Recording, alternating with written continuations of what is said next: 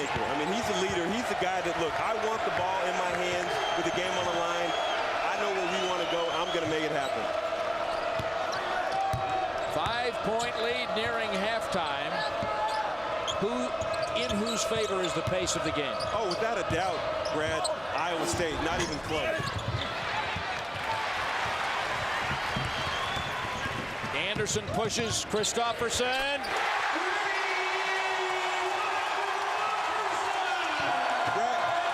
The MVP of this game for Iowa State thus far is Vanderbeeken. Even though he's not making the shots, just his presence out there, allowing them to get back to their 4 out one end, allowing them to spread the floor, that has been the key to this. You're looking down at Christopherson, spots up on the wing. Garrett knows where he is. Another look with Boo Boo Paolo finding him, and he just needs a sliver of light, and he's going to make it happen. Christopherson all day long from beyond the arc. Phillips 66 is proud to be presenting sponsor of Big 12 basketball. The next time you're on empty, fill up with Phillips 66 gasoline, specially formulated to clean fuel injectors, increase performance, and above all, help maximize mileage. Phillips 66, hard-working gas. 8-point lead for the Cyclones right now, and it's got them rocking. And it was a late arriving crowd, but it's a very good crowd and active now at Hilton Coliseum. I mean, Brad, you look at this crowd. Is there any way that you would think that this is the last place team in the Big 12?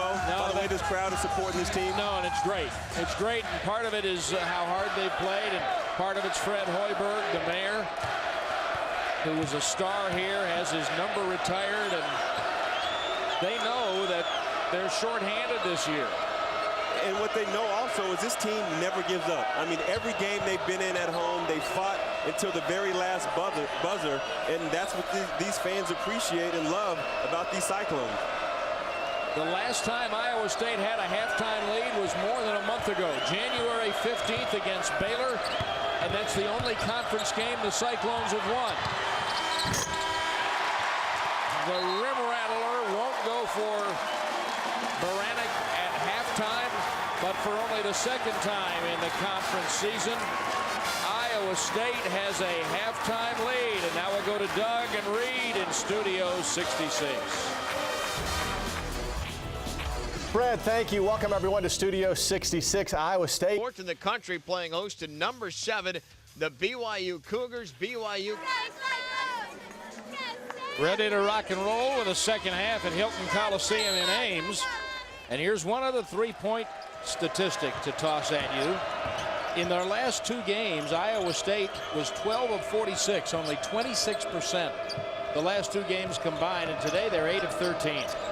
Yeah, well, that's the biggest component for Iowa State is the long ball, and when they're not making that, they struggle to score, and when they are, it's a beauty to watch because that's what they're here to do, make the long ball. Diaz draws first blood for Nebraska in this half. Starting lineups are the same as they were at the beginning of the game, and as we told you, only the second time this year for Iowa State that they've led in the conference, but plenty of times when they got off to that great early start.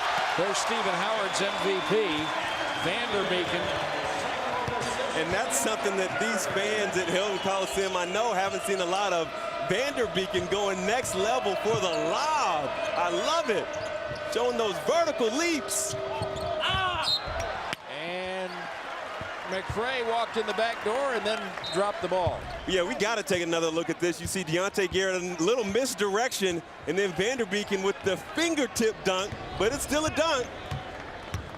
Third assist for Garrett, the conference leader.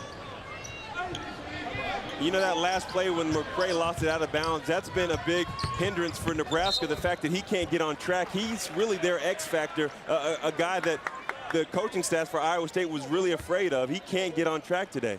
They've done a good job on him. Fred Hoiberg and his staff have really kept this Iowa State team playing hard all year. Diaz strong to the board for Nebraska. Now on the offensive end, Stephen, what does Nebraska have to do differently to get back in this game? Really, just they got to get it off the rebound and get it into Jeter's hand and let him run that one-man fast break that he's so good at. They got to get some easy points in transition. Diaz, big offensive rebound. Third chance. You can see what that last play really exemplifies is how much they struggle in the half-court set. But Diaz did an exceptional job going up, getting 2-3 rebounds, but they got to score easier in the half-court set. Vanderbeeken with the foul, and today's Big 12 Network game is brought to you in stunning high definition, which probably threw Diaz off a little bit. He was not ready for it to be stunning. Yeah, the ball just jumped right out at him. Almost 3D. Doc Sadler, you saw barking an exhortation. Oh, you can't have all these misses at the line. Diaz is 0 for 4 today. They do keep it alive.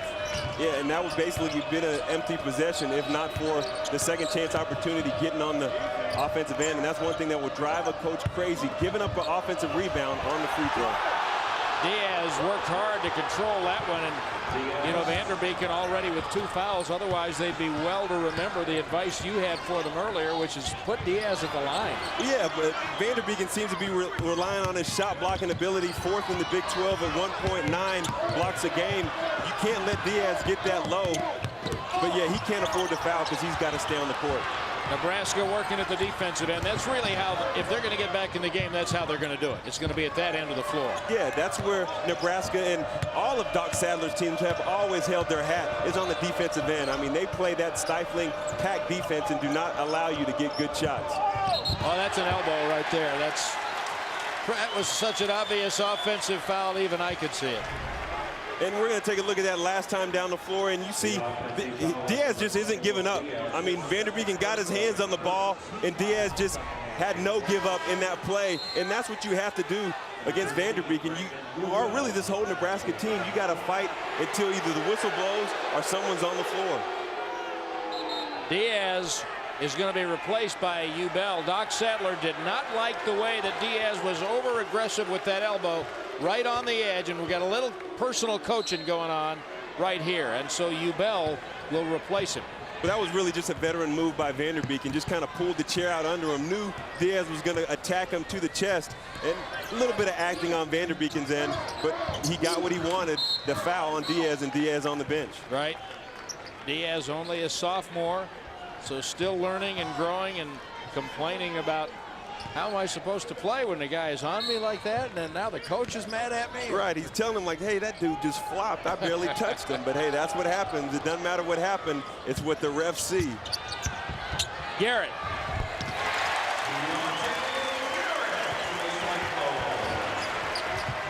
Now, we got a little heckling from a fan, do we? That's not something Diaz wants to pay any attention to back there. And I only presume it's an Iowa State fan. Could be a Nebraska supporter who came in not that far away. And finally, McCray is able to get to the glass. Yeah, Brad, I think that's one of the coaching staff talking to Diaz, telling him, look, you just play. We don't need to hear you yapping. We need you out there playing. Fouls on McCray, and it's his second. And that's one thing you should keep an eye on with Nebraska is sometimes when teams start to struggle, you see them talking to the officiating crew, trying to buy calls. You just got to play hard, play physical. Refs aren't going to give you anything.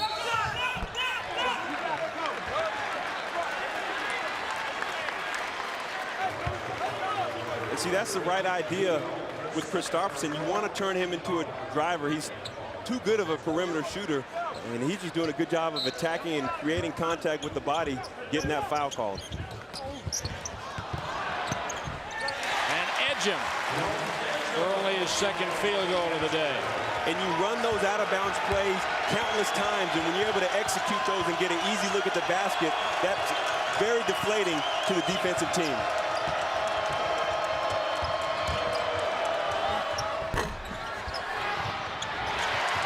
Big rebound for Anderson. Garrett. Now Jeter. I'm going here. And that's the Lance Jeter right there that is so effective. You see him get that head of steam, lower that head, almost like Clyde Drexler, and he attacks the rim and doesn't care who's in front of him. He's going to get to that rim. Long rebound for Anderson. And that's what Nebraska can't do. Long shots means long rebounds. You got to get a hand on the ball. But it's Walker to the glass as Ubell got a hand on it. Jeter. Richardson. Vanderbeek a huge rebound.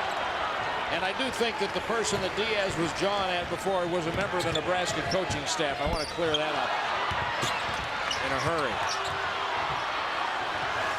Man, these long rebounds by Iowa State and just lengthening their possessions every time is really killing Nebraska. That's a big bucket for Deontay Garrett. He's got 11 points. It's an 8-point lead. Somebody on Nebraska just has to track that ball, get those 50-50 balls. Iowa State just wants it more in this juncture of the game. The rebounds are even at 21. That's a little deceiving when you have those long ones like that. Jeter. And this is going to be on Edgem, and that's 2 on him. So we've got 14-19 remaining in the game. Iowa State by 8. Right back after this from Phillips 66. It's not easy running a university all by yourself. The box seats to games, the recruiting trips to exotic locations, not working. The ribbon cutting ceremonies, the fight songs in your honor, the stadiums named after you. There, better. Yeah, it's a tough job, but hey, I'm a tough guy. ESPNU Collegetown is bigger and better than ever. Play now at BeTheDean.com. You guys going to be able to defend the championship in 3D? Why would it be different in 3D? Well, it's just that a 3D Pete's never been done. I don't even know if it's possible. It's definitely possible. Hey, don't get too cocky, okay? 3D is 3 times as hard. I know that for a fact. Lamar. Watch the NBA and nearly 100 other live sporting events in 3D. Contact your video provider or visit ESPN.com/3D. Hey, Ovi. Hey, what's up? What are you doing in the dark, man? Nothing, just the late night filings. Really? Late night filing? What are you, a Russian spy or something? Yeah, right. All right, I'll catch you later. Yeah, see ya. Пронесло. Да, уж чуть не спалили.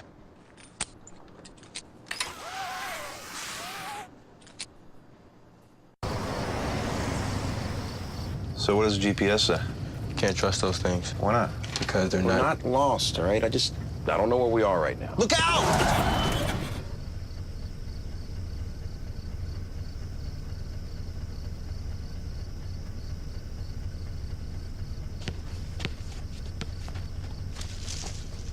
That was awesome.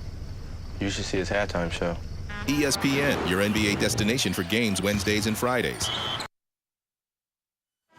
Iowa State by 8, 14-19 to play in Ames, and all season long, Champion Apparel is showcasing the tradition and history of the Big 12 Conference. Today we're going to take a look at one of the great players in Iowa State history, number 21, Craig Brackens. It was really a joy to watch Craig Brackens play for 2 years here for Iowa State. He was here actually last weekend for the Missouri game, and that was an exceptional player, now playing for Philadelphia 76ers, and his future's bright in the NBA. Fred Hoiberg, of course, had a career in the NBA as a player and as an executive. His team is up. There is Hoiberg, and that's what Fred looked like when he was playing. Nice. Huh? What if we got any? Do we have any other cards? Do we have any other cards? Fred Hoiberg. Interesting talking to Coach Hoiberg yesterday. You know, he actually had a football scholarship to Nebraska out of high school. Fouls on Edgem. Oh, look whose card we have. Wow. Look at the card we have right there. That's your rookie card. Y'all are killing me here. Hey, you're jamming now. Yeah, that must have been during warm-ups.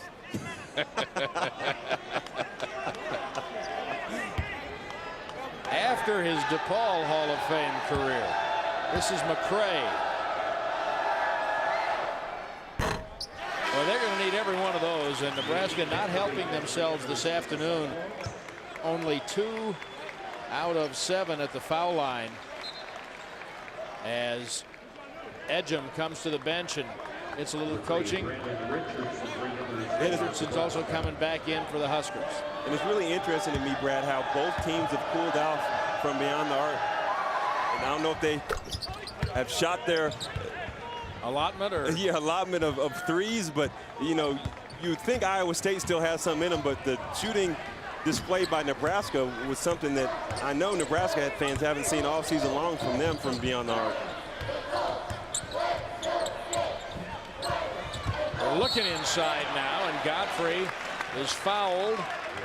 That one is going to go on Richardson. And that's one thing that Godfrey's going to learn in the coming years is how to keep that man on your behind, how to post up a player, not allow him to reach around you to get a hand on that ball. You got to hold your position, especially when the man is smaller than you are. Team fouls 4-3, Nebraska and Iowa State.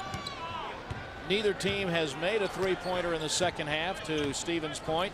Nebraska's only tried one. Iowa State's put up 3. You see Drake Granick is really trying to deny Garrett from getting the ball because this team has a very different look when Garrett is not pounding the ball at the top of the half court. McCray to Urbanek.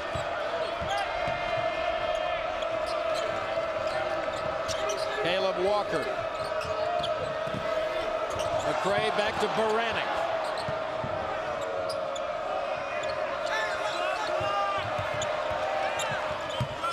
Ten on the shot clock.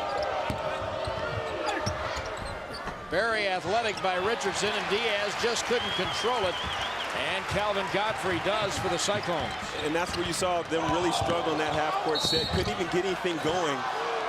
Bad look by Nebraska on the offensive end. And an empty possession for the Cyclones on an offensive foul is first on Jake Anderson. Well, and that's where you know a good defensive team, where you can take a bad shot and then come back on the defensive end.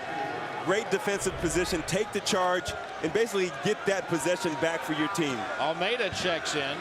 Only played 5 minutes in the first half for the Huskers. That's a big man, Brazilian, and he's down about 60 from when he came to school. Former soccer player. Yeah, and you really notice on his footwork down low that past soccer playing, able to get around defenders and kind of dance around. What a nice look inside from Walker to Diaz. And Diaz has really had a good sophomore season, really improved from his freshman year, and he's going to be a nice player once he gets to add a little bit more. He put on 25 pounds, but he needs a little bit more weight to battle down on the block. Garrett. Now the Huskers are crawling back in now. They're down 5. Yeah, and that just wasn't a good look by Deontay. Yeah, you were open. You really weren't ready to shoot it. You need to settle down 2-3 more passes. Let the ball go side to side before you let it loose. Almeida. Oh, that's a huge look down low. And there you see that nice footwork by Almeida. Got the man on his body and then just went up. It's going to be an and one opportunity.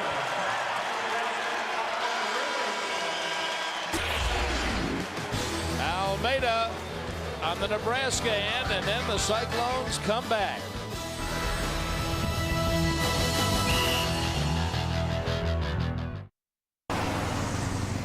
What about this one?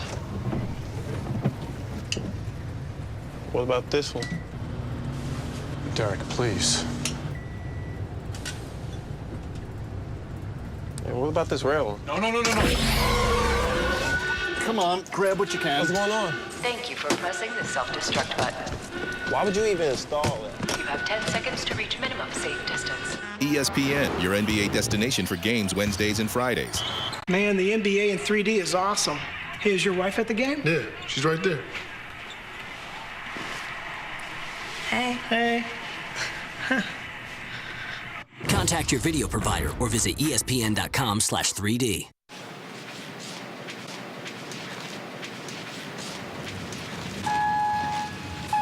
Going up.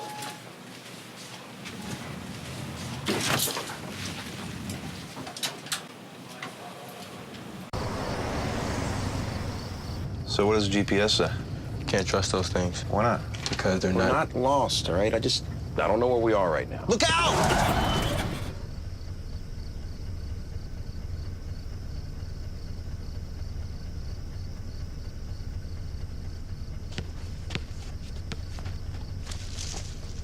That was awesome. You should see his halftime show. ESPN, your NBA destination for games Wednesdays and Fridays.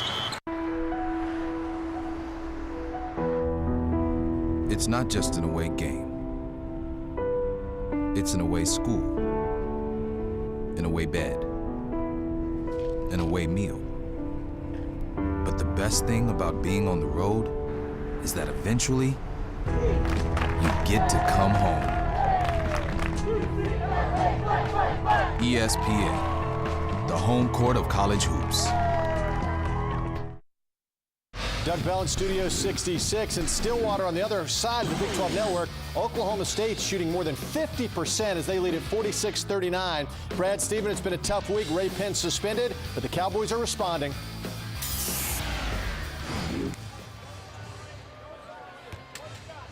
And here in Ames, 51-46. And Anderson able to add to that lead.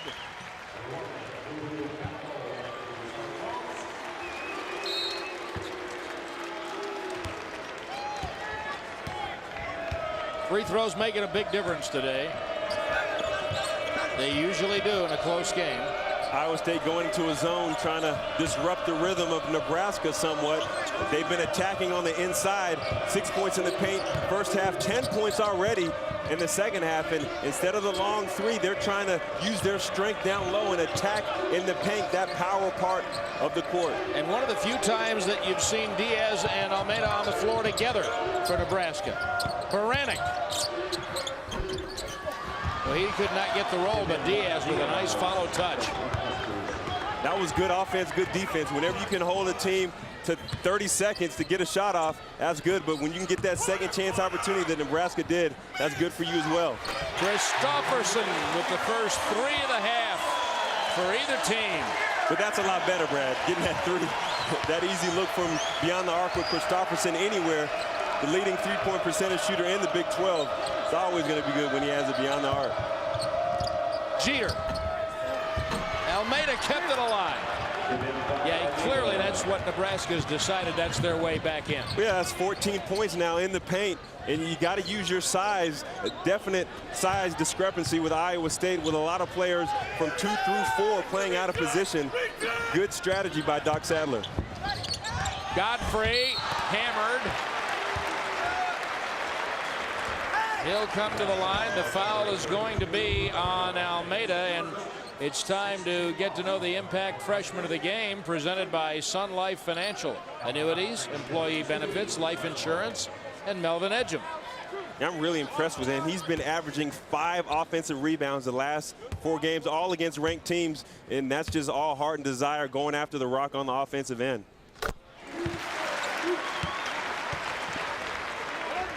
Godfrey's third point. He is really a work in progress. Had a brief 3-game suspension earlier in the year. Came back very strong from it while Vanderbeeken was out. Yeah, and what impressed me when Godfrey came off that suspension is he tried to do whatever he could for the team, just going after the ball on the offensive end. He saw what they needed, and he tried to add it to them whenever he's on the court. Baranek. Gallegos named academic All Big 12 this week. Diaz had it, couldn't hold it. You notice Nebraska's getting those 50-50 balls that they were not getting in the first half. Yeah, it makes a big difference, doesn't it? Jeter, that was not a good look. Another 50-50 ball. That was a good look. That's a great point. Yeah, Iowa State is really shooting themselves in the foot, not getting their hands, not tracking that ball. You got to get those second chance opportunities. Godfrey getting him to the line. And the foul's going to be on Almeida. Earlier we showed you one Big 12 tradition brought to you by Champion. What's your favorite? You can vote on your favorite tradition by going to facebook.com/champion and clicking on the poll tab. Diaz and Almeida doing a good job of protecting the rim, but they got to stay off the body and prevent the foul from being called. And with Almeida and Diaz in, it's not the Himalayas, it might be the Almeidas, because the Almeida Mountains, those are some big dudes in there. The Andes maybe down there. Yeah, something.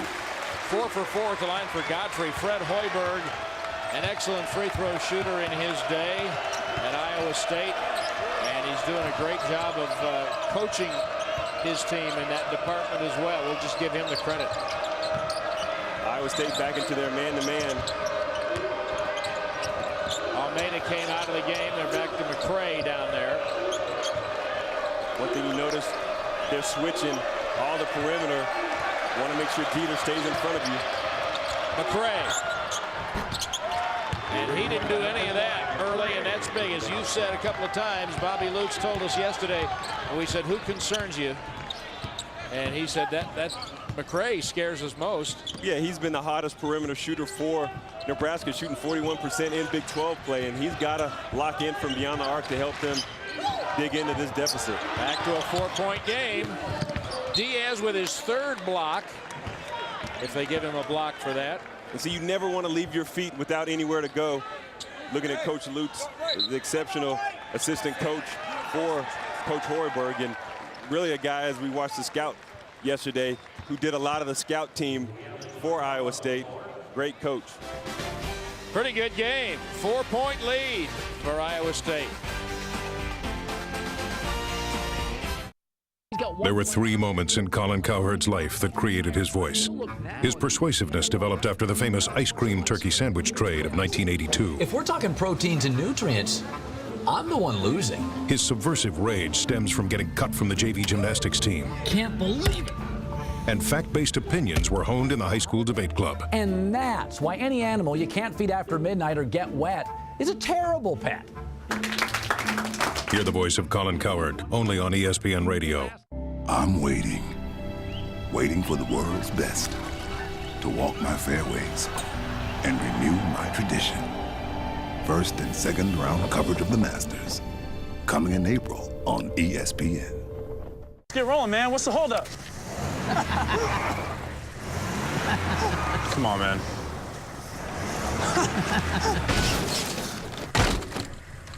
ESPN, your NBA destination for games Wednesdays and Fridays. Hey, Ovi. Hey, what's up? What are you doing in the dark, man? Nothing, just the late night filings. Really? Late night filing? What are you, a Russian spy or something? Yeah, right. All right, I'll catch you later. Yeah, see ya. Пронесло. Да, уж чуть не спалили.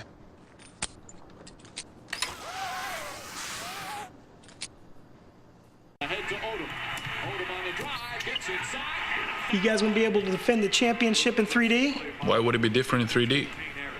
Well, it's just that a 3D Pete's never been done. I don't even know if it's possible. It's definitely possible. Hey, don't get too cocky, okay? 3D is 3 times as hard. I know that for a fact. Lamar. Watch the NBA and nearly 100 other live sporting events in 3D. Contact your video provider or visit ESPN.com/3D.